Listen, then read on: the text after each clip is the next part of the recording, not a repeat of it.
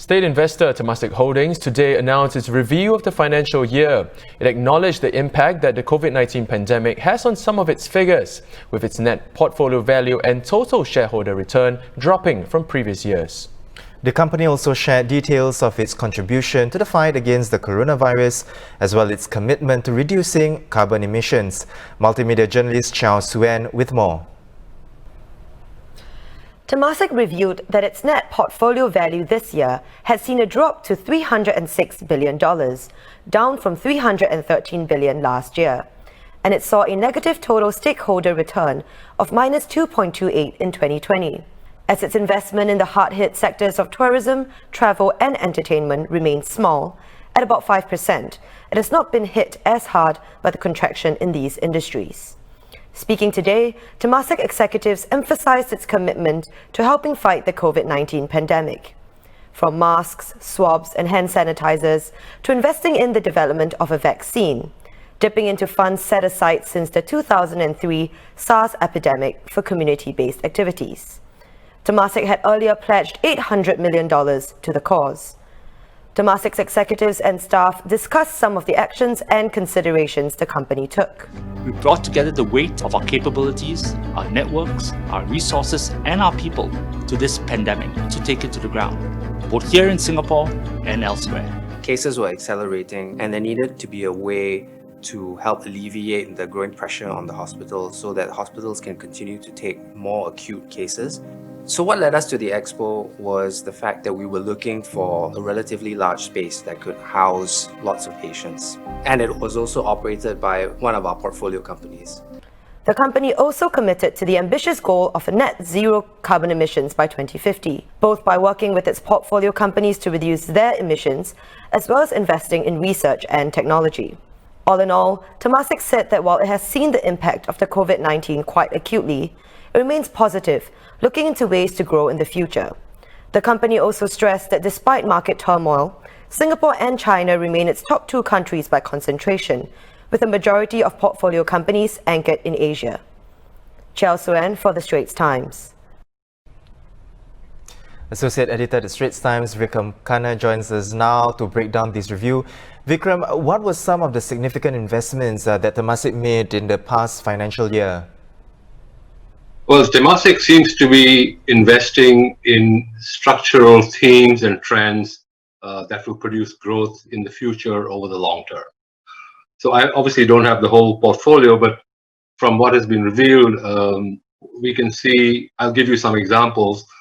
In the area of financial services, for example, they have invested in PayPal, in MasterCard, and in Visa, which are major beneficiaries of the shift to digital payments, right? And also in the payments stroke e-commerce space, they've invested in a Singapore startup called Shopback, which enables consumers to get cash back from purchases that they make in big stores. So that's in the financial services e-commerce space. In sustainable energy, that's another big area of investment for them. They've invested in a Singapore company called SeAP, S-E-A-P. It's a solar power producer in Singapore. They've also invested in a Danish company called Haldor Topsoe, which is apparently a global leader in carbon reduction technology. So there's a lot of emphasis in their investments on low carbon companies and low carbon technologies. Then there's another area that seems to be of great interest to them, which is sustainable food. Okay, so they made this investment in this American company called Perfect Day, which makes plant-based proteins, things like burgers, sushi, satay, but all made from plants and allegedly taste like the real thing. I haven't tried it, but that's the claim anyway. And there's also another company called Impossible Foods, which is famous for its soy-based burgers, right? Yeah. Which is all the rage in the US at the moment. In the area of biomedical, they've invested in a company called Benevolent AI, which uses AI for innovative drug development. Okay, so this company also develops personalized drugs for patients using AI. So in general, I would say a lot of these companies, some of them are unlisted, and many of them are at relatively early stages of development, so they could have a long runway and a big payoff down the road. Now, Vikram, let's shift gears. Temasek's China assets outweigh its Singapore assets. Do you think it's the start of a trend that Temasek will invest more in China? Well, yes. I mean, China's investments in China make up about 29% of Temasek's portfolio, which is the single largest allocation by country. Now, of course, China will continue to be a major player in the global economy, and China has companies that are very active in the areas Temasek is interested in, for example, in tech, in AI, in e-commerce, in sustainable energy, and so on, right? But I guess Temasek also must be mindful of the risks of continuing to make large investments in China. There's the US-China trade war. There's a possibility of the fragmentation of technologies, the splinter net, as they call it. There's also economic slowdown in China in the future.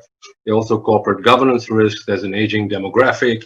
I'm sure Temasek has taken cognizance of all these risks. And although, so on balance, I expect that the investment in China will remain very substantial, but whether it will remain proportionately the largest in Temasek's portfolio remains to be seen. Right. Vikram, how has COVID-19 impacted Temasek's business? I mean, we talk about, impact of COVID-19 on businesses and firms. And what should a man on the street take away from this review? Okay, I mean, COVID-19 obviously has had a big effect on the return of the portfolio in the last year, especially towards the tail end of the last year. So there's been a minus 2.3% return as of March 31st. But you've got to see this in context, right? Because the markets bottomed in the last week of March, about the 23rd of March. And then after that, they went up considerably. So if you look at the portfolio today, the value of the portfolio today, it's probably considerably higher than it was on March 31st. So COVID obviously has had a big impact, especially towards the last month of the financial year. But and I believe COVID also delayed the release of Temasek's results, which were normally due in July, but because of COVID, companies couldn't release their results on time, and so the whole thing was delayed till now. What this person on the street should take away, I guess one important thing to take away is that Temasek is a long-term investor. So you can't look at 1 year. I mean, they've had difficult years in the past. The Asian financial crisis, the global financial crisis, the dot-com bust, SARS. They've always been 1 year dips, and this is another case of a 1 year dip. Well, thank you very much for your time, Vikram. That was Associate Editor Vikram Khanna.